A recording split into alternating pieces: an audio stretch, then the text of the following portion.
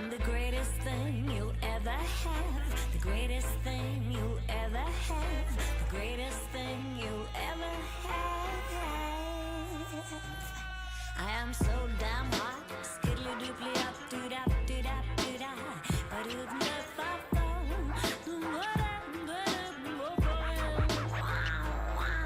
Nefertiti queen in a dream, exotic mix, African, Swedish, Philippine, starlet from the silver screen, perfect from her painted toes to every last eyelash, high class, she's a taste of arsenic in your wine glass. Hola, ¿qué tal mis queridos estudiantes? ¿Cómo están? Espero que estén súper bien en sus casas. Y bueno, esta ya es la segunda semana de retroalimentación. Espero que estén poniéndose al día con las actividades y cualquier duda me consultan. Les quise presentar el cuadro de la semana. Es un frente glaciar, así se llama. Y esta es una perspectiva imaginaria, o sea, una perspectiva que yo imaginé del glaciar Perito Moreno que queda en Argentina. Y bueno, ya que les presenté el cuadro de la semana y les dije más o menos qué se va a hacer hoy día, ¿qué tal si comenzamos la clase? Hello everybody, welcome to the class, the World of English Countries week number 7. Today vamos a ver resumen de la clase 4 y 5 y voy a dar ideas del proyecto unidad. Class number 4. En la clase número 4 vimos lo que era el conector if y vimos el condicional tipo 1. ¿De qué se trata? Tienes que tener una oración en presente simple con una consecuencia en futuro will. ¿Puedes usar el futuro going to? Claro que sí, pero es mucho más común el futuro will. Y se realizó esta actividad. Pero lo importante es que en esta clase se vio básicamente la cosa sobre economía y política. Porque habitualmente cuando uno especula sobre cosas dentro de un país, y como quiero que ustedes me hablen del sistema político de su país, o ya sea la industria o ese tipo de cosas, deben considerar también este tipo de condicional. Vimos, como dije, vocabulario y trabajamos aquí descripciones utilizando palabras útiles, ¿ya? Entonces había que hacer descripciones con vocabulario de política y había que hacer condicionales con el if. Ahora vamos a la actividad de los comentarios, que era: si el país sigue este camino causará una catástrofe. Si se fijan, pueden hacerla en español la oración, después pasar al inglés siguiendo la misma estructura. Tiene que estar una estructura en presente y una consecuencia en futuro. Y es más común en español usar el futuro going to. Si utilizan futuro going to en vez de futuro will para la consecuencia futura, está bien igualmente. Para eso, chiquillos, utiliza su tabla de conjugación. Ahora, el mapa conceptual. El mapa conceptual aquí era básicamente lo que era la estructura de los tiempos verbales. Y vamos a ver lo siguiente. El if sirve para dar condiciones. Y cuando tenemos la condición, tenemos la oración 1 y la oración 2. La oración número 1 tiene que ser en presente simple. Y la oración número 2 tiene que ser en futuro will. ¿Qué cosa tenemos que hacer de presente simple? Que tenemos que estos son los auxiliares. Am, is, are, si es el verbo ser. Do o does. Y el do o does sirve para agregar y preguntar exclusivamente cuando no está el verbo ser dentro de la oración. ¿Y qué efecto tenemos del futuro will? Que tenemos el will más el verbo presente. Ahora, aquí hay otras palabras, por ejemplo, policy, que es política, government, gobierno, develop, que es desarrollar. Y eso sería todos los contenidos de este mapa conceptual.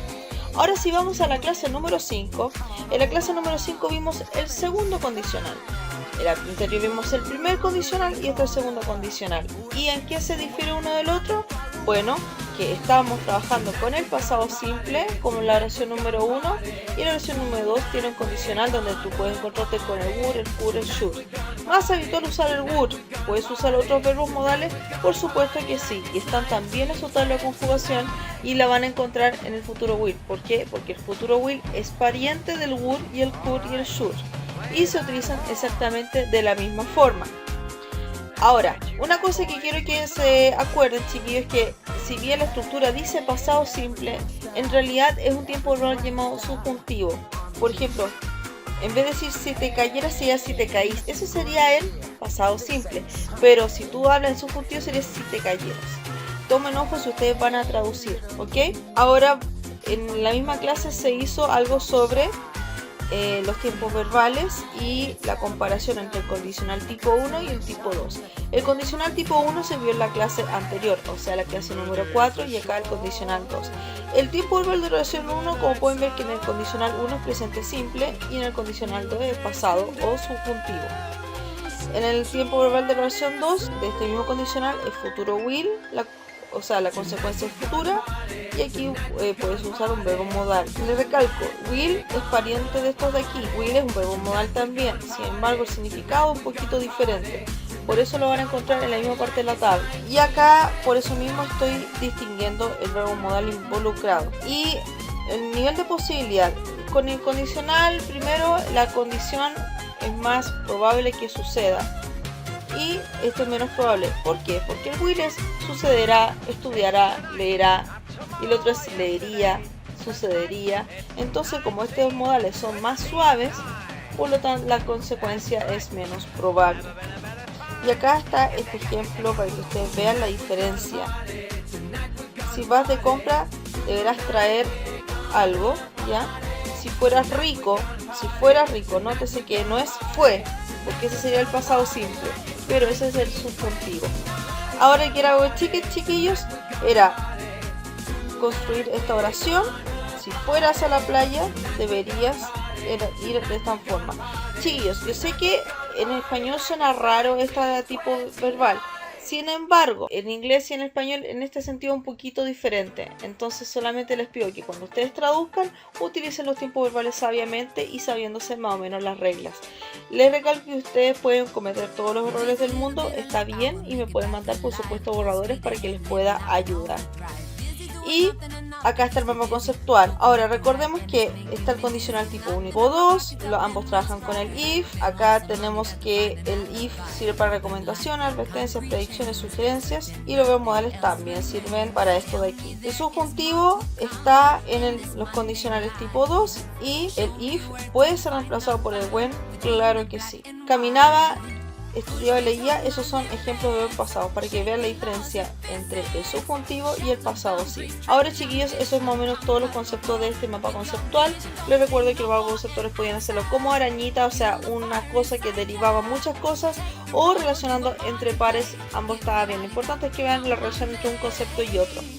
Y ahora chiquillos, les recuerdo que el trabajo de unidad es básicamente crear un país imaginario, una micronación específicamente. Pueden hacer un reportaje de forma escrita o hacer un video con fotografías, y por eso también les recomiendo que utilicen este programa, el Camtasia. Y bueno chiquillos, para que tengan alguna inspiración después de ver este video, acá está la rúbrica, pueden pausar el video para mirarla. Y ahora vamos a ver el video de las micronaciones para que ustedes vean un ejemplo de lo que podrían hacer, o al menos el tipo de información que les estoy pidiendo. Y también les voy a mandar a continuación el video de el English Day para que se animen a participar. See you soon, guys. What do you do if you don't like the country you were born in? Micronations are countries that have declared independence from their host nation. They aren't recognised by the... Welcome to Atlantium. Atlantium is a global sovereign state, and it also happens to be the smallest country in Australia. Our headquarters in New South Wales is 0.76 square kilometres in extent. Putting that in context, we are about twice the size of Vatican City and half the size of Monaco. Over there, in the centre of Atlantium, is Constitution Hill, and off to the right is Flagstaff Hill. And beyond those farthest trees is another country, Australia. Atlantium was founded on the 27th of November 1981 by me and my two cousins, Jeffrey and Claire. And Atlantium's territory at that time was a corner of my mother's backyard. It then grew over the next few years to encompass some of my university friends. And they were quite taken by the idea, and they became the first new citizens from outside my immediate family. The government started expanding, we started codifying and documenting our activities a lot more widely. The internet came along and we had an explosion of interest, which has never really stopped. We've had a fair amount of international media coverage over the years, and typically the stories take a fairly light-hearted tone, but they do provide me with a vehicle for getting out a serious message to the people interviewing me from time to time. We support assisted suicide, marriage equality, abortion rights, and unrestricted international freedom of movement. The world that Atlanteum wants to see is one where people can realise the fullness of their personal potential.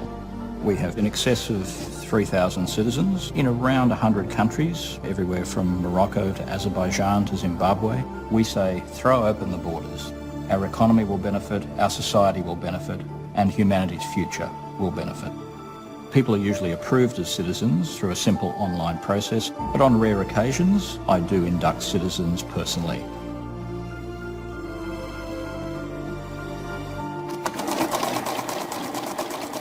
Atlanteum has its own coins, banknotes and monetary system.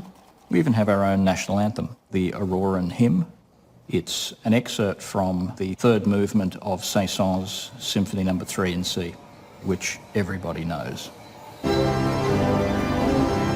Da da da da da da da da da. We have our own postal system. Atlantean stamps are not officially accepted into the Australian postal system. We did have an issue back in the early 1980s when some mail was returned to us by an official representative. There was a bit of a standoff on my mother's front veranda. I refused to take it back. My mother took it back out of embarrassment. My parents raised me with the idea that in this country, with the right amount of intelligence and application, you can really achieve anything.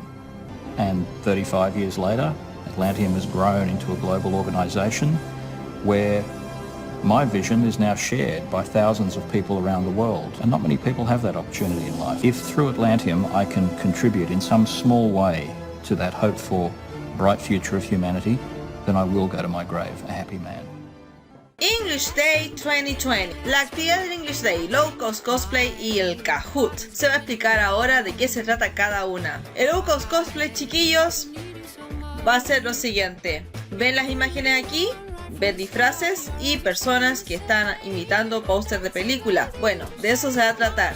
Inspirado en el famoso cosplayer de Malasia en redes sociales por su ingenio, hagamos un cosplay de póster de películas, o sea, disfrazarte como personaje. Elige un póster de una película y represéntalo con elementos que tengas en tu casa utilizando tu creatividad. ¿Lo ves? No tienes que comprar nada. Los disfraces y elementos de tu póster deben hacerse con cosas que se parezcan a los elementos del póster. Se debe notar el toque humorístico de low cost cosplay, o sea, que tienes que disfrazarte con cosas muy domésticas y que se note que sea lo más casero posible. Tienes que hacer un contraste de la imagen del póster que te basaste versus tu trabajo. Tienes que escribir el proceso de cómo construiste tu póster y una opinión de la película en un texto de mínimo de 50 palabras. Debes adjuntar tu texto junto a la fotografía en un correo. Y ojo, esto será una nota de proceso. Y el curso más participativo se lleva un premio. Las ideas para tu texto son estas. Puedes pausar el video para mirarlo. Entonces, en el correo debe estar el póster original, el póster creado por ti utilizando elementos caseros, un texto de 50 palabras que incluye tu opinión y describe el proceso de construcción de tu póster. Tienes que mandar esto al correo englishday.sjd@gmail.com con el asunto concurso, tu curso y tu nombre. Fecha hasta el 11 de septiembre. Acá está la rúbrica de lo que se va a pedir dentro del póster. Puedes pausar el video para mirarlo. Y el Kahoot, pon a prueba tus conocimientos a través de un juego.